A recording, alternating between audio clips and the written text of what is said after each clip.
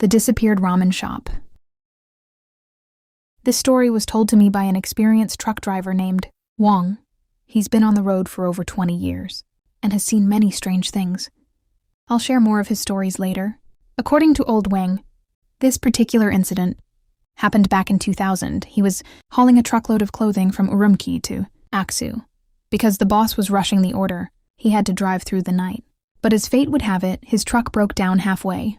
By the time he fixed it, it was already 11 p.m.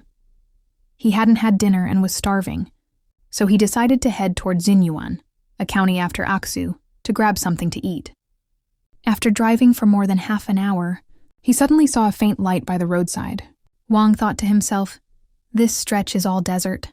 No one should be living here." As he got closer, he could vaguely make out a sign that read, "Hoi-style mixed noodles king" under the dim light. It was a restaurant. But why was it still open so late? Since he was starving, he didn't think too much and pulled over. He got out of the truck and saw a small house standing all alone by the road, with nothing but the desert behind it and mountains in the distance. Weird place for a restaurant, he thought. The door was slightly open, creaking in the night wind, which gave him an uneasy feeling. But hunger drove him to go inside. The place was dimly lit with a single yellowish bulb. There were no other customers. As he stepped in, Hui, Muslim ethnic group, man in his 50s greeted him with a smile and asked what he wanted to eat. The man seemed kind, which eased Wang's nerves a bit. He ordered a plate of oil-slicked meat noodles and took a seat. Looking around, he noticed the place was very simply furnished. There were Islamic-style paintings on the wall and only 4 or 5 old tables. The one he sat at creaked as he leaned on it. On the wall near him hung a tattered calendar from Hitachi dated 1985. Why hang a 15-year-old calendar? Wang wondered. In just 2 minutes, the noodles were served. Starving, Wang dug in. The old man sat nearby, smiling silently as he watched. During the meal, Wang asked the man why he opened a restaurant in such a remote area. The old man awkwardly smiled and said it had been open a long time. He was used to it. Wang then asked why he was still open so late.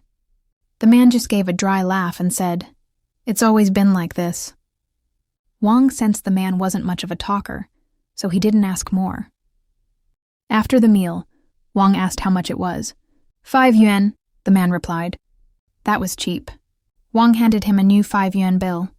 The man stared at the note for a while as if he had never seen such money before. Wang explained it was a newer version, and only then did the man accept it. Wang got back in his truck. The old man stood waving at him. Wang waved back, started the engine, and drove off.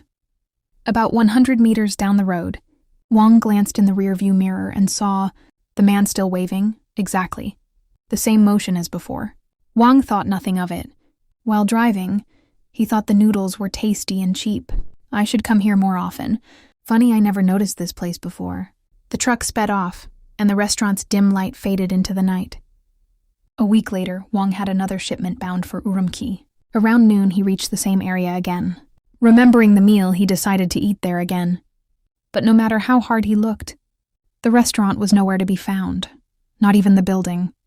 It should be right here, Wang thought, growing uneasy. Determined, he turned around and searched again. Still nothing. Then he spotted some broken walls by the roadside. Something about them felt familiar. Suddenly it hit him. That was the noodle shop. But how could it be reduced to rubble in just a week? He got out and walked to the ruins. The wall had already weathered into stone, blending with the surrounding desert.